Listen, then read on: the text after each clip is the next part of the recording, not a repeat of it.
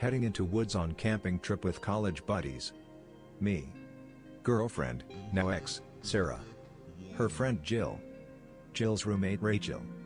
Rachel was kinda weird, very petite, always wore an old army jacket that was too big on her, pixie haircut.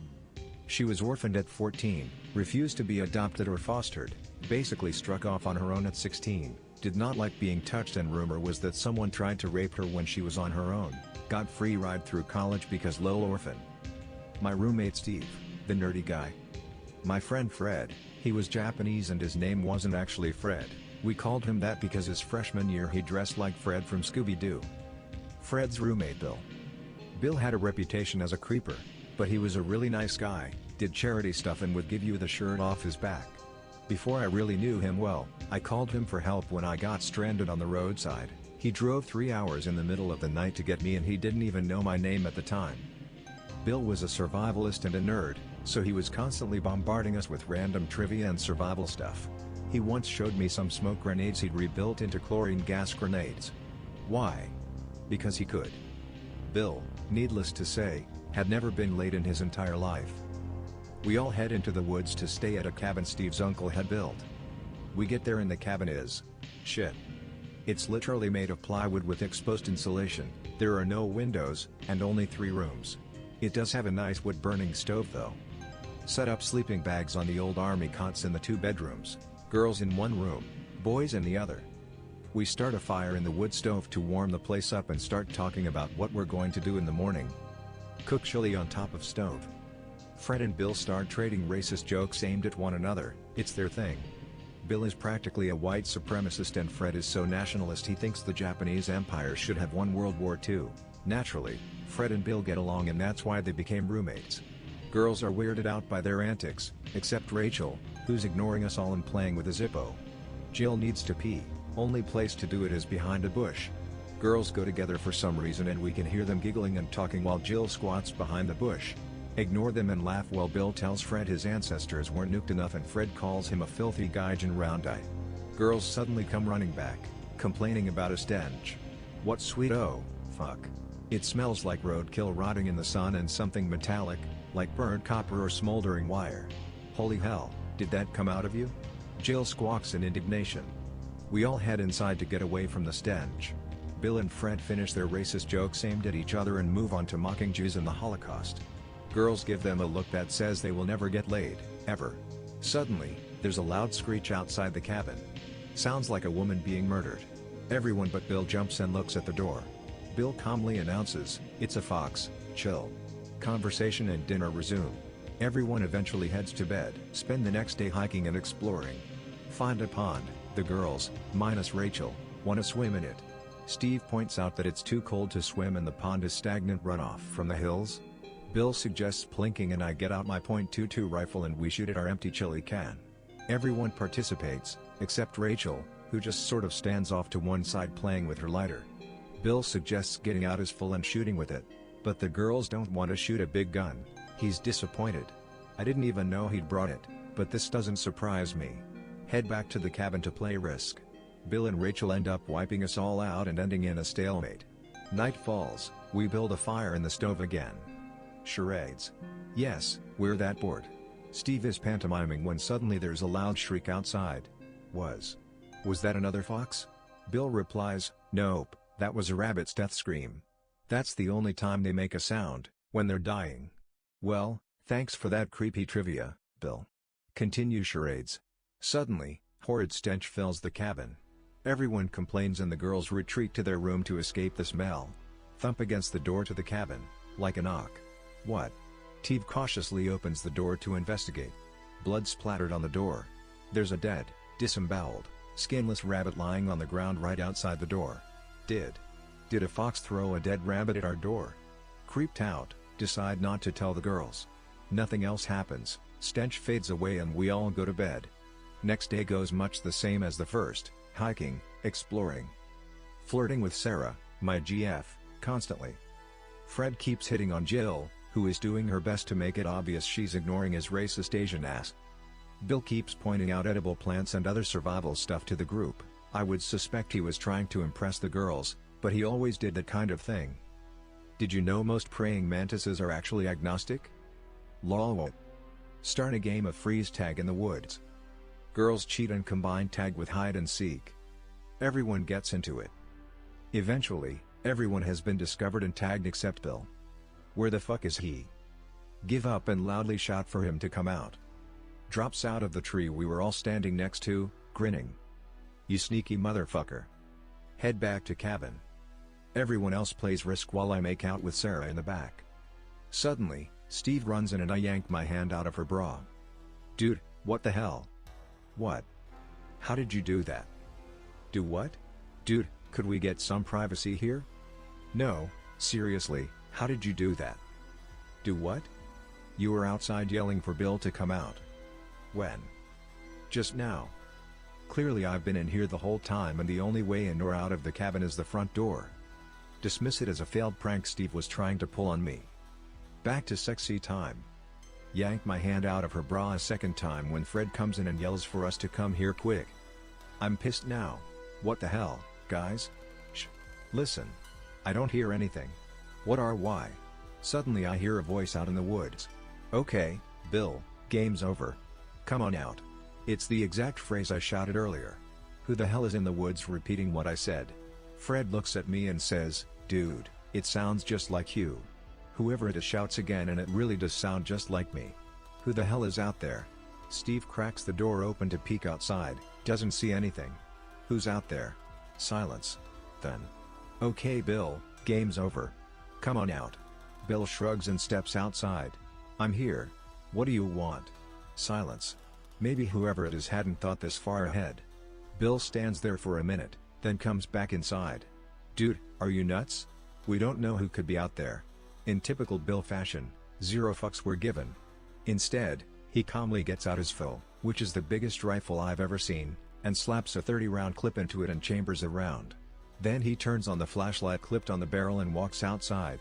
If I'm not back in 10 minutes, leave without me. Dude, WTF. We wait, Steve's standing watch at the door. We can see Bill's flashlight bobbing around in the trees. We watch as he pauses, scans all around him, then continues deeper into the woods. After a while, we can't see his light through the trees anymore. Sarah and Jill are getting scared and retreat to their room. Rachel hangs out with us three guys as we wait for Bill to return. 20 minutes pass and no sign of Bill. If this is a joke, it's not funny. Fred swears it's not a joke, or if it is then Bill didn't tell him about it. I get my .22 rifle and load it. Fred retrieves a cookery knife from Bill's camping gear. Steve and Rachel are still standing at the front door. Suddenly, Steve calls out, Bill? I'm here. Fred and I come running back to the door and look outside. We can dimly see the silhouette of someone standing just inside the tree line. Bill? What took you so long? I'm here. Start getting a creepy vibe. Bill? What are you doing? What do you want? The hell? We want you to come back inside the cabin, dumbass. Then we see a dim light bobbing around in the trees, in the direction Bill went. Wait. I'm suddenly deafened and partially blinded by the muzzle flash of a gunshot going off next to my head. Rachel has produced a snub-nose revolver from somewhere within her jacket and fired a shot up into the air. We have guns. Whoever you are, leave us the hell alone. We can't see the figure out in the darkness anymore, but the light is bobbing faster as the owner runs toward the cabin. Bill bursts out of the tree line with his rifle. Why are you still here? I told you to leave if I took more than 10 minutes. I've been half an hour. Who's shooting, dude? Where the hell were you? Something was following me down the trail, so I fish-hooked to ambush it, but it went back the way I came. I waited a little longer in case it was trying the same thing, then I took my time coming back so I could hear it if it followed me again. Then he gives us all a dirty look and says, I told you to leave my ass if I was gone more than 10 minutes. It's like you people have never seen these movies before. Jill and Sarah are freaked out over the person imitating us, and then the gunshot. Rachel just calmly swaps out the spent round in her revolver for a fresh one. I'm not sure she's even old enough to legally own a handgun.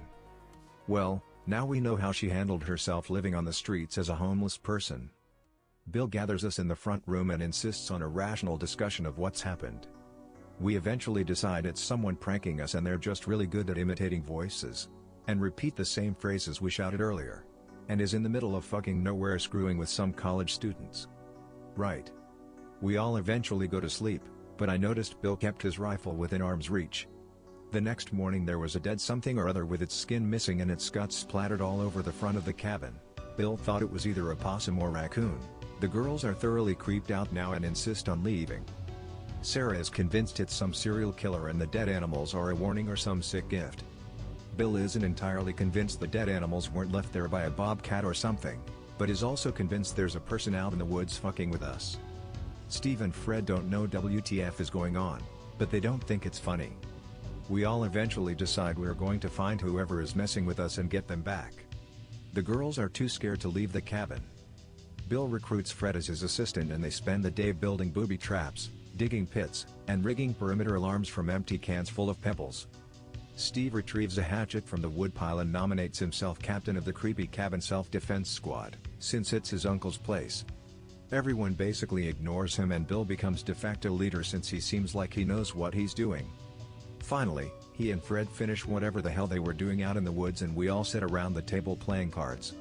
None of us really know how to play poker, except Jill, who wipes us out. Fred suggests strip poker, which the girls immediately veto. Then we wait. And wait. And wait some more. At this point, I don't care how creepy the motherfucker is, whoever is messing with us better show up or I'm going to be pissed. I regret that sentiment wholeheartedly. Just before sunset, Bill instructs Sarah and Jill to shelter in their back room and has me and Rachel guard the door with our guns. Fred and Steve, being armed with a hatchet and kukri, are to guard the girls in the back while we defend the front door. What are you going to be doing? I'll be up in a tree waiting to ambush whoever it is. They'll be expecting us all to be holed up in the cabin. Explain why this is a terrible idea. Bill ignores me and tells us not to shoot unless we know 100% for sure it isn't him. He disappears into the trees. Crazy motherfucker. Jill is insisting we all just go home, sensible, and keeps asking how we know Bill isn't just an idiot who's making shit up to look good. Fred insists he knows what he's doing. We hear a rattle from one of our perimeter alarms. I crack the door open. I can't see anything outside. Who's out there? Come on out. It's my voice again. Who the hell are you? Come out where I can see you. I'm here. Bill's phrase, but my voice still. I'm seriously creeped out now. Come out where I can see you. I'm here. Come on out. Against my better judgment, I step outside the door and shine my flashlight at the trees. There's someone standing in the tree line with their back toward us. They're dressed the same as Bill, but they look filthy and its hair is longer. Who the hell are you? No response. Turn around so I can see you. Still nothing, it just stood there. I have a gun. I'll shoot if you don't turn around. It didn't say anything, but whoever or whatever it was started convulsing, like it was laughing hysterically, but there was no sound. You better leave us alone. This is our property. You better get out of here. It was still standing there with its back to us, but now it was jittering like. It's hard to describe, but it's like it was under a strobe light or something. I take a step forward, keeping the flashlight in my .22 aimed at it. Do you hear me? I was debating what to do next and wondering where the hell Bill was, when I smelled that stench again. It was so sudden and so foul, it was like being hit in the face with a brick. I gagged at the stink of a dead animal decomposing in raw sewage and mold and my eyes watered. I looked back at the cabin at the others and Rachel and Steve both shouted in shock. I spun around and the whatever it was suddenly much closer, halfway between the tree line and cabin, with its back still toward us. I scrambled backwards toward the cabin. I will never forget what happened next. Fred holds the kukri over his head in a two-handed grip and, no shit, screams banzai. Charges out of the cabin toward the creepy strobe light person. No wonder he gets along so well with Bill, they're both crazy motherfuckers. Fred runs past me, then immediately trips over a piece of stray firewood and faceplants into the dirt, dropping his big-ass knife. The person is convulsing like something is crawling around under its skin and clothes. Rachel is shouting for us to get back inside the cabin and waving her revolver around, and suddenly the night is shattered by a deafening boom. The creeper freezes motionless. Boom. Boom. Even louder than the gunshots is an ear-splitting shriek. If a banshee and a cougar were slowly lowered into a wood chipper, it wouldn't sound half as loud or disturbing as whatever the hell this scream was. The creepy person vanishes like they were never there. Bill sprints into view, switches on the flashlight on his rifle, and scans the tree line. "I told you idiots to stay in the cabin." After some shouting back and forth, Bill and Fred investigate outside while the rest of us go back in the cabin. They find some blood where the thing had been standing. Or at least they think it's blood, because it's pitch black. They can't find any footprints anywhere, and other than the alarm that was shaken when it first appeared, none of the booby traps were tripped. They come back inside the cabin and the rest of us have decided fuck this, we're getting the hell out of Dodge. Bill calmly loads 3 rounds into his magazine to replace the ones he shot and asks if we really want to load our stuff into the van in the dark with that thing out there. Good point. We all pack our shit anyway so we can leave at first light. Everyone is too keyed up to sleep and sits up. The stench returns, that dead animal and burning copper smell. What the hell is that smell? Do you think it's the thing? Probably, but we didn't smell it earlier when it was. Thud. Something just smacked into the wall of the cabin. Dead silence as we all grasp weapons, makeshift or otherwise, and nervously listen. After a long moment, something thuds against the wall again. We don't move a muscle. Something began scratching at the door, like slowly dragging your nails down the length of the door, then starting again after reaching the bottom. "Who's there?" "I'm here. Come on out." It was Steve's voice this time, and he paled visibly when he heard it. "Fuck you. Who are you? What do you want?" "Game's over. Come on out." That's when Rachel fired a shot through the door. Despite the ringing in my ears, I could hear what sounded like the world's nastiest cat fight as something screeched, hissed, spat, and slammed into the door repeatedly. She fired a second shot and the noise stopped. After a long, uncomfortable silence, we heard the screeching again, but far off in the woods. Bill opened the door and told everyone, "Get your shit in the van, we're leaving." As we started throwing shit into the van, I noticed Bill had disappeared around the side of the cabin that the thumps on the wall had come from. I tossed the last of my stuff in the van, then followed. We found out what had thumped against the wall.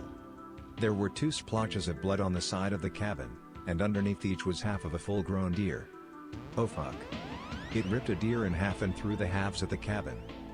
Bill tells me not to say anything about it because it'll scare the girls. I'm pretty sure they're already scared, dude. We rejoin the others as they make one last trip inside the cabin for the last of our stuff. Bill grabs me by the shoulder. "Steve, go start the van. Girls, go wait in the van. We'll get everything else." The girls made no argument and got in the van with Steve, leaving Bill, Fred, and me in the cabin. "That's almost everything. Fred, you go check the back and make sure we have everything." Then Bill physically pulled me and Fred out of the cabin while we gave him a WTF look. And then I saw someone else in the back of the cabin, wearing filthy clothes like Bill's, packing things up. Oh fuck, it was in the cabin with us. Bill quietly pulled us out of the cabin, and I pointed my rifle at it. I heard a pop like a firecracker going off and something smacked me in the leg. I looked down at my feet and saw. Is that a fucking grenade spoon? I looked up just in time to see Bill pull the pin from a second grenade, one of those big smoke grenade types, release the spoon with a pop, and throw it into the cabin. Then he shut the door and locked the handle and the deadbolt with Steve's keys and stepped back. He looked at me and calmly said, "Thermite. Any second now." Then he pointed his rifle at the cabin and waited. Steve got out of the van and joined us, asking WTF we were doing. Suddenly, we heard that ungodly screeching again, this time from inside the cabin. It was like someone was electrocuting a burlap sack full of angry lynxes who all had their balls in a vice. Bill calmly explains to Steve that he had just set the cabin on fire with fucking homemade thermite grenades he'd brought along on a camping trip for reasons that made sense only to Bill. "What the fuck, man? You set fire to my uncle's cabin?" "Hey, my risk set is still in there too."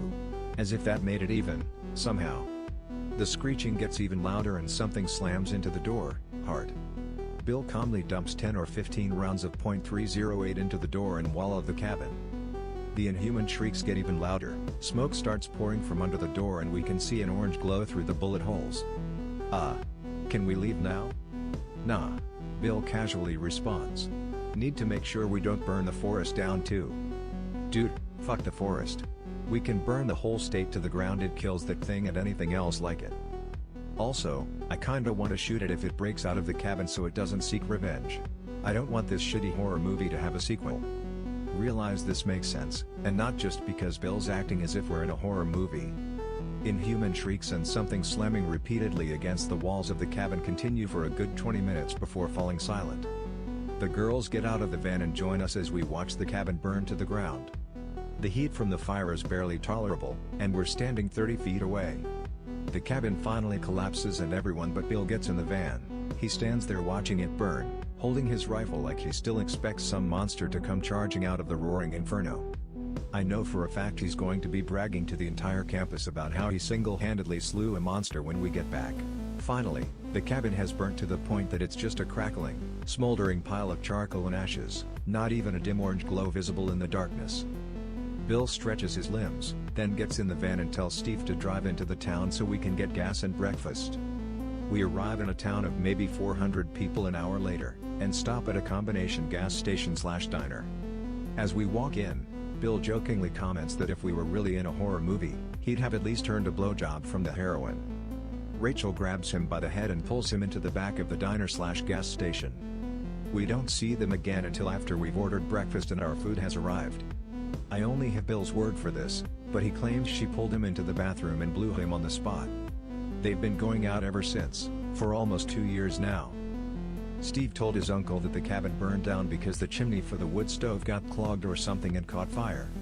His uncle doesn't care since it was a shitty cabin he built in a single weekend and is just glad we're all okay and didn't burn the woods down. We've never gone back there, but Steve's uncle has gone camping there several times since, mostly during hunting season, and hasn't seen or heard anything odd. Other than the skeletal remains of a deer torn in half next to what's left of the cabin, that is. Bill is the only one of us crazy enough to go camping. You murder one creepy monster in a fire, you sort of lose any fear you had of the woods at night. Speak for yourself, you nutjob. And that's my creepy skinwalker/fleshgate/wendigo/whatever the hell it is story. I have no idea if we actually killed it or not, and I'm not poking around in the burnt remains of that cabin to find out.